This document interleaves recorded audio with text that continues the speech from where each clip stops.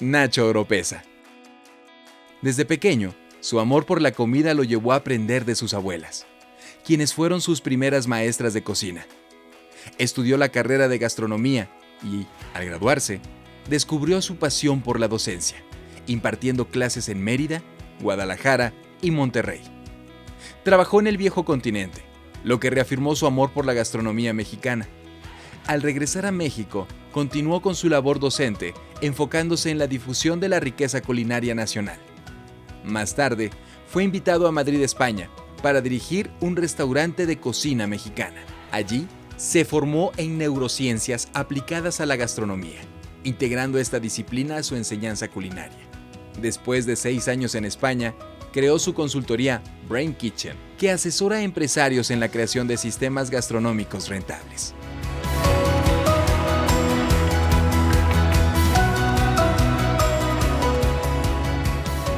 Hola, pues buenos días. Muchísimas gracias por la invitación.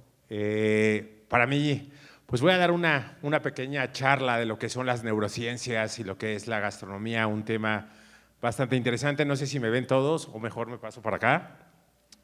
Porque bueno, como lo dijo el presidente de Mexipan, pues vamos a platicar de algo súper interesante y hablamos de cuna de la cocina mexicana, y es algo que mi experiencia, más que nada exposición de diapositivas, es platicar cómo yo he visto la gastronomía. Hace 20 años estudié acá en Puebla con el coordinador de la UPAEP, y bueno, el mundo que teníamos en esa época de la gastronomía era totalmente diferente. Era un mundo donde era un boom. Las escuelas, acá Puebla fue escuela de cuna de las escuelas de gastronomía. Llegamos a tener más de 300 universidades. En un gobierno regalaron muchos Reboy y todo habría una escuela de gastronomía. Y era muy fácil decir que iba a ser chef, ¿no? Esa parte de decir que era chef pues era todavía como que un poquito desconocido. Después vino toda la tele, vino toda la magia. Y bueno, hace 20 años yo llegarle a decir a mi mamá que quería ser chef, era como verte raro, ¿no? Era como decir, ¿de veras estás segura? A tus amiguitos eran como decir, oye, este niño no será rarito o algo así, ¿no? Hoy en día un niño de 15 años dice quiere ser chef y la mamá, bueno, se pone orgullosa que va a salir en MasterChef, que va a estar en documentales y bueno, la historia es totalmente diferente, ¿no? La escuela y la industria es totalmente diferente, ¿no? Entonces, en esos años pude conocer mi pasión a la cocina mexicana. En esa época nadie quería la cocina mexicana, ¿eh? Todos eran franceses, o sea, cuando me ofrecieron la clase de cocina mexicana, pues la tomé porque nadie la quería, realmente, ¿no? Todos mis amigos querían francesa, querían italiana, ¿no? Pero empezar a conocer la cocina mexicana desde adentro, desde sus raíces, cuando fui a la Hacienda Benasusa del Bulli y me encontré que no sabía realmente yo como mexicano qué estaban haciendo con la cocina mexicana, que un canario me dijera, oye, el guacamole, los chapulines, pues fue como que una curiosidad bastante grande. Regresé acá a México y empecé a entender un poquito lo que era mi cocina. Estuve en Mérida conociendo todo lo que es el proceso del PIB, de la cochinita pibil, que después en Europa pues es uno de los platillos que más se venden, la panificación que tienen en Yucatán. Luego nos fuimos a la parte de Guadalajara a conocer toda la parte desconocida de Guadalajara, en la Sierra de Teuchitlán. No nada más ahorita ya es famosa por el narco, sino que también es famosa por su gastronomía y por toda la parte cultural que tiene, todos los guisos tradicionales y todo lo que se está haciendo ahí. Después en la parte de Monterrey, que no solo es la carne asada, es un culto a la tradición y al origen de lo que realmente es la cocina. Tiene unos códigos culturales, tiene unos códigos de lenguaje, como decía el presidente hoy, vamos a conversar y ahí se conversa y ahí empieza el origen del ser humano en los actos sociales, porque esta teoría de Richard Graham, que el cocinar nos hizo humanos, es totalmente real. Somos seres sociables y la parte sociable es la que alimenta el origen de uno de los órganos más complejos que es el cerebro. Entonces, después de Monterrey, me invitan a formar parte de un proyecto muy interesante que se llama Mex & Co. en la ciudad de Madrid, en La Moraleja, en una de las zonas más exclusivas de Madrid. Y en esa parte estaba el boom de la cocina Tex-Mex. todo una historia, todo un contexto totalmente diferente de lo que es esa cocina, de esa gastronomía. Entonces todos los restaurantes hacían cocina Tex-Mex. En ese momento invitaron a Enrique Olvera para que fuera a poner su restaurante a cocina mexicana, invitaron a muchos chefs, nadie quería Madrid. Obviamente porque Madrid vivía un momento de la gastronomía importante, pero todavía lo llevaba a Barcelona. Madrid empezó a invertir en el público extranjero. Algo que nos desarrolla como sociedad es la inmigración. Y la inmigración hizo que Madrid tuviera un boom gastronómico y que las ofertas gastronómicas se quedaran en Madrid, aparte de todo el problema que hay de cuestiones de identidad de Barcelona y Madrid. Entonces, cuando yo llego ahí y veo que realmente mi cocina mexicana la estaba haciendo gente que vieron en la foto de mi presentación, mis cocineros eran dominicanos, colombianos, ecuatorianos, que yo les decía de picantes y me decían, lo más chistoso con un venezolano era, vamos a hacer tamales, arepas, no, ahí se me fue el nombre, pero bueno, con las arepas, gorditas, vamos a hacer gorditas, no, arepas. Entender todo el proceso de la harina, de la fermentación, de las masas, de los procesos, fue uno de los retos más importantes para mi carrera gastronómica. Y llevar la auténtica cocina mexicana. Después de 1 año y medio ahí, abrimos Istac, acaban de cerrar el mes pasado uno de los proyectos más interesantes y ahorita que está de boga todo lo que son los influencers gastronómicos, creo que ustedes a lo mejor lo vieron, el caso de este influencer Arturito que estuvo en la Oriental y que habló del taco árabe. Uno de los platillos más emblemáticos que tuvimos en Istac fue mi taco árabe, fue representar Puebla. Y no fue hacer un taco, claro, llegaban poblanos a Istac y me decían, no, es que está muy caro, es que esto no es un taco árabe. Digo, sí es un taco, pero tienes que entender a tu cliente, tienes que entender a la gente que lo va a comer, tienes que entender cómo lo vas a hacer. Y no es tan fácil llegar a una cultura que no conoce tu gastronomía y tener que hacer cosas retadoras. De ahí en esa carta no pusimos ningún taco, solo nada más el taco árabe y un taco de cochinita pibil. Todos eran platos concentrados a la mesa, con una historia, con un storytelling, ¿no? Con algo que contar. Y Puebla tiene mucho que contar, Puebla, México tiene mucho que contar. Y después de ahí se vino un boom de la gastronomía mexicana. Ya Olvera ya tiene un restaurante ahí, Carmen Titita Degollado tiene un restaurante en Madrid, ya todos quieren estar en Madrid. ¿Por qué? Porque Madrid es una ciudad muy bonita donde la gastronomía se encuentra. Pero ¿qué encontré más ahí en Madrid? En el pase de la cocina conocí algo muy importante, que los restaurantes es ser sociables. Cómo la gente llegaba enojada, triste, ahí se peleaban, ahí se contentaban, ahí se enamoraban, ahí eran citas de Tinder, ahí era un montón de cosas que yo entendí que ya me gustaba lo que eran las neurociencias. España es cuna de las neurociencias y es cuna del origen. ¿Y por qué España ha revolucionado tanto? Por su forma de comer, por su forma de socializar, por su forma de entender al cliente. En Madrid lo más bonito que puedes hacer es irte de bares de tapa en tapa y empiezas a las 6 de la tarde y acabas a las 6 de la mañana, no sabes en dónde acabas, pero acabas con amigos, acabas con reunión, acabas con diálogo, con plática. ¿Y qué son las neurociencias? Las neurociencias es el origen del comportamiento humano. Siempre hemos sabido la parte filosófica, después la psicología y hoy entramos a las neurociencias. Las neurociencias es algo muy complejo, pero es entender al órgano que nos maneja, ¿ok?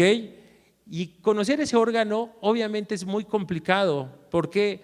Porque son tantos circuitos neuronales que tenemos, tantas formas de aprendizaje y también tenemos tantas historias a través de la humanidad que eso es lo más difícil. Quitar todo eso aprendido y entender una nueva forma de ver al ser humano. Todos conocen la inteligencia artificial y todos están viendo lo que está pasando ahorita en inteligencia artificial. ¿Sí saben a quién le dieron el premio Nobel de Inteligencia Artificial el año pasado?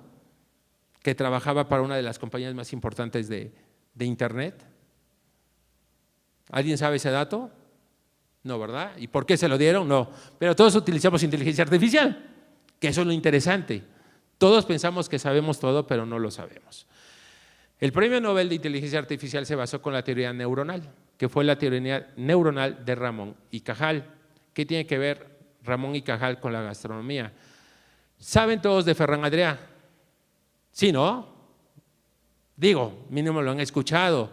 Ya han escuchado la cocina molecular y todos hacen sus eventos con cocina molecular. Sí saben de su proyecto Sapiens, ¿no? Que es origen, que es entender al conocimiento humano. Yo sé que no, muchos no lo saben, pero si hablamos de esferas, de esferificaciones, sí lo saben. Entender la raíz y el origen del comportamiento humano como empresarios nos va a ayudar mucho a desarrollar. Yo ahorita que llego con cada empresario, llego con empresarios que llevan 30 años en el mercado posicionando su marca acá en Puebla y me dicen la falta de clientes, la falta de personal que ahorita se está desarrollando mucho. A ustedes estudiantes de gastronomía les digo la realidad de los empresarios y perdón Pepe, no los quieren los empresarios. ¿Por qué? Porque tenemos historias diferentes. Pero ustedes, alumnos, yo sí creo mucho en ustedes y ahí están varios de mis alumnos, que sí se puede, solo hay que cambiarle el chip, la historia al empresario de lo que ustedes son. Ustedes están pidiendo nuevas cosas actuales, que nosotros los viejitos nos aferramos a que no queramos este cambio, ¿vale? Es que un chavito llegó y en su primera entrevista me preguntó ¿cuántas horas voy a trabajar? ¿Qué de malo tiene? ¿Qué de malo tiene? ¿O cuánto va a ganar? ¿Qué de malo tiene? No, porque los sistemas han cambiado, los sistemas están evolucionando y para entender los sistemas hay que entender el sistema más complejo, el sistema cerebral. ¿Qué es lo que necesita un cerebro? Recompensa, motivación, familia, ¿vale? Conversaciones incómodas. Todo eso es lo que se necesita hoy en día para poder gestionar con las nuevas generaciones. Y todo esto lo tenemos ya en información, lo tenemos a nuestras manos con grandes proyectos que se están teniendo. Y hoy la neurociencia nos acerca a ese conocimiento, nos acerca a esas situaciones que ustedes pueden conocer y pueden gestionar. En sus empresas, hoy necesitamos gente que sepa actualizarse a las nuevas tendencias de consumo y saber también en dónde estamos consumiendo.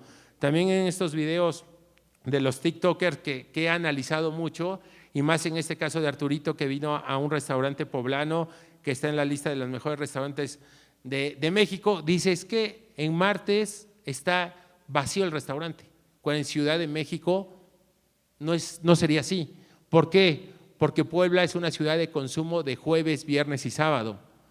Todo el consumidor hoy se centra en lo bueno, bonito y barato. También tenemos que saber ser consumidores, también tenemos que saber cuáles son las propuestas gastronómicas. Hablaban de pan, toda la industria de la panificación. Me acuerdo cuando hace 6 años que estaba en Iztac, cuando saqué el chile en nogada, que fue el primero en sacarlo, sacamos el mollete, que es el clásico postre poblano de la época del chile en nogada, si lo sabían, ¿no? Y este mollete se está perdiendo. Yo con mis técnicas muy básicas de panadería, porque la verdad no se me da la panadería, lo hice. Los españoles les encantó. Entender la torta de agua, entender el virote de Jalisco, entender el pan francés de los yucatecos. Toda esta parte cultural es la que se tiene que representar, es la que tenemos que vender. La UPAEP acaba de hacer lo que es la concha, el concurso de la concha. Nos regresa a ese recuerdo de la infancia, de ese chocolatito, de esa conchita, ¿no? ¿Qué es lo que tenemos que entender como gastrónomos? Hoy se los digo a muchos de mis alumnos y lo han visto, algo que cambia en mis clases, no hay manuales, solo cocinamos 2 horas y en la tercera hora nos sentamos a comer. Nos sentamos a disfrutar lo que ellos prepararon. Que entiendan los sabores, que entiendan la risa, que entiendan los por qué y los para qué. Que eso es lo que se hace en un restaurante. En un restaurante, ¿a qué llegas? No llegas a ver un manual. Durante muchos años perdón a los profesores de bases culinarias, pero a mí nunca me han regresado una sopa porque un petit brunoise no está exacto de los franceses. Y perdónenme, sé que acá quieren mucho a los franceses, pero no me lo han regresado. Me lo regresan porque está frío, porque no les gusta, pero jamás ha sacado un cliente con que el petit brunoise no está correcto, ¿vale?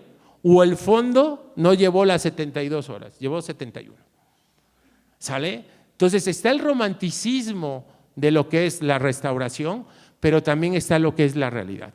Y esto el conocimiento científico nos los da.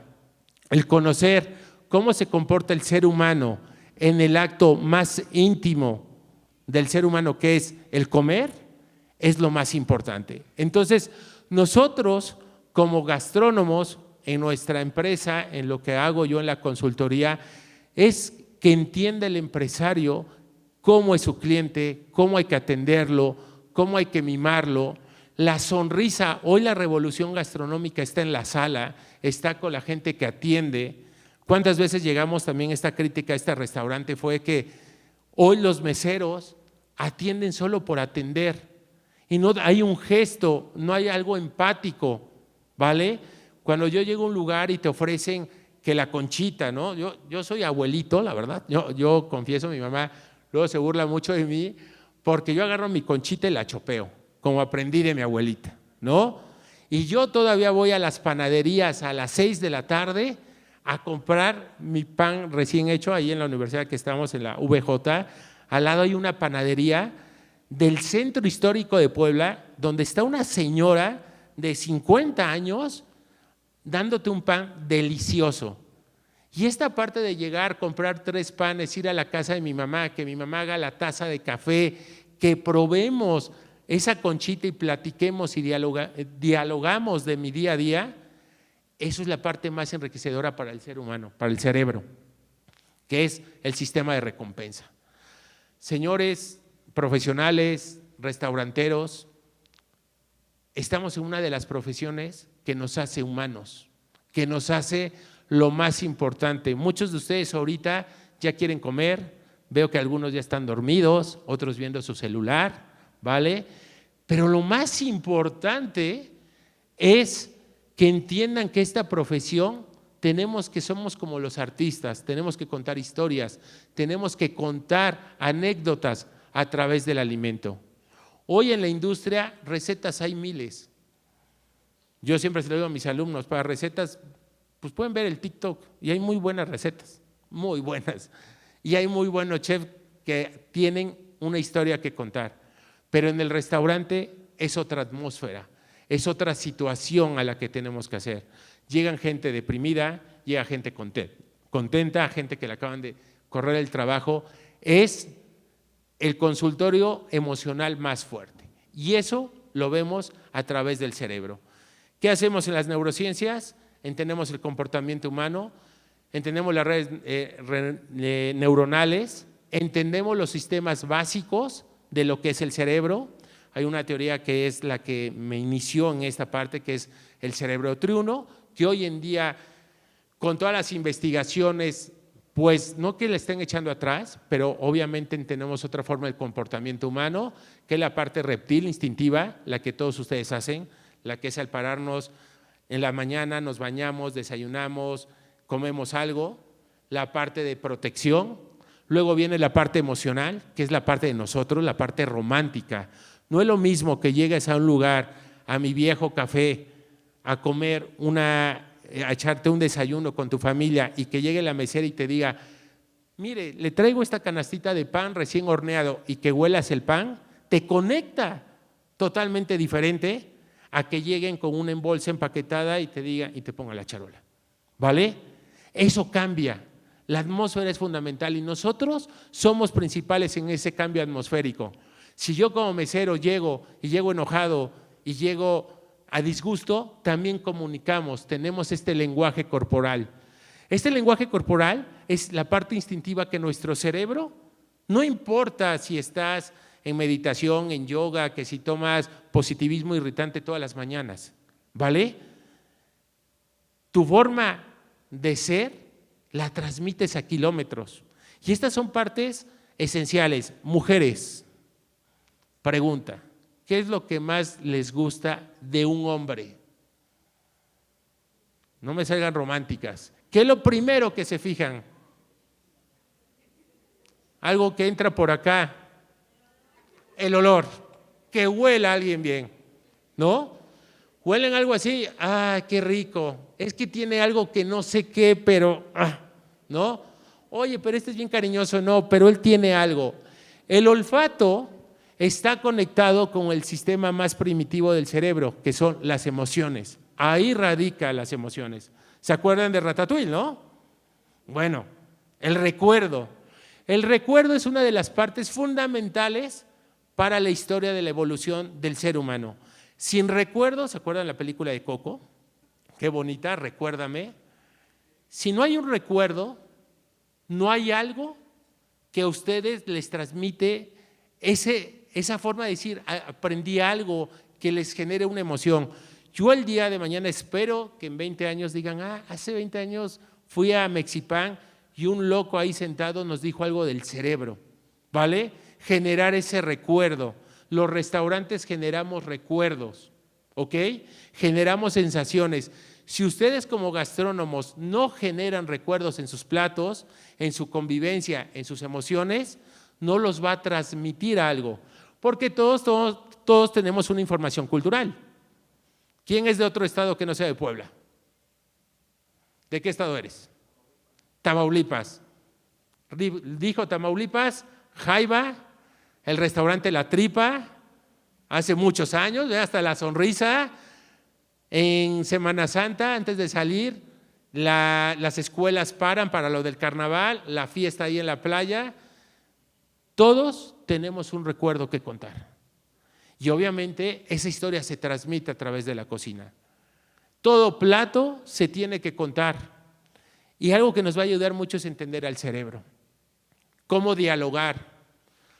Oye, Nacho, es que los jóvenes no quieren trabajar. Bueno, dialoguemos.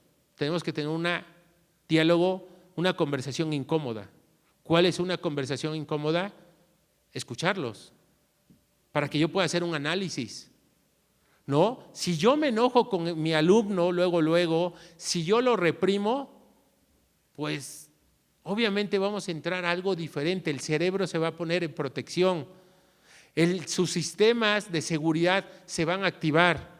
Tengo que escucharlo, tengo que saber qué es lo que está queriendo mi trabajador, cómo lo quiere y para qué lo quiere. Entonces, hoy las herramientas muy importantes es la neurociencia. La neurociencia es un aliado. Hoy en día lo ponen como positivismo irritante y lo ponen en otras áreas que nada que ver. Hoy en día puedo decirles con mucho orgullo, y los que me conocen saben, fui el primero en hablar en neurociencias acá cuando nadie creía en eso. También fui el primero en hacer un proyecto en escuelas de gastronomía, por eso no me invitan acá. Menos chef, más cocineros, que era un relato a ser cocineros profesionales y quitarnos un poquito la estatua del chef, ¿no? Ganarnos con esas ganas, con ese liderazgo que hay en cocina y entender lo que es ser un chef, lo que es ser un jefe de cocina, lo que es estar en la línea de batalla de un restaurante donde te llegan desde las 9 de la mañana, desde las 2 de la tarde el primer servicio, comandas, y que la gente no conozca tu cocina y salgas a explicarles lo que es tu cocina. Eso es lo más bonito, ¿vale? Que tengas miles de comandas y que estás jugando con algo muy importante, que es el hambre. La gente no le importa si llevas 12 horas en la cocina. La gente puede ver tu plato muy bonito y no le importa, porque tiene ¿qué? Hambre. Y esto lo estudia la psicología del consumidor. Son neurociencias puras, ¿vale? Entender al cerebro. Ustedes me dicen cuando ya, porque luego me extiendo y me dijeron que 30 minutos. Perfecto. Gracias. Para ir cerrando, porque sí me gustaría que me hicieran preguntas, porque ahorita ya estoy deslumbrado con toda la luz, pero sí me gustaría cerrar diciéndole que las neurociencias es una herramienta muy fundamental para entender el comportamiento humano. No le tengan miedo a la ciencia, No le tengan miedo a la inteligencia artificial, no nos va a quitar trabajos si ustedes se dejan. Al cerebro le importa 3 cosas, que es alimentarse, reproducirse, ¿vale? Ahora sin hijos, ¿no? Pero reproducirse sí le encanta, y ahorrar energía. No nos hagamos tontos. Uno de los actos que más consume energía para el cerebro es pensar. Piensen, chicos, piensen, cuestionen, pregunten con respeto, investiguen. Ojalá de lo que les haya dicho se vayan a investigar de dónde viene la fuente y qué es lo que está pasando. Si ustedes no preguntan, si no cuestionan y si no transmiten, la inteligencia artificial sí les va a quitar sus trabajos, ¿vale? Pero si de ahí en fuera ustedes son tenaces, siguen haciendo cosas, les va a generar. Pues con esto cierro, pero sí me gustaría que mínimo 2, 3 personas me hicieran una pregunta. Muchísimas gracias a Mexipan por la organización. Feliz después de varios años en Madrid regresar acá a Puebla, a mi ciudad que amo, que quiero, que me ha dado mucho, y estar en una universidad que quiero mucho. Muchísimas gracias.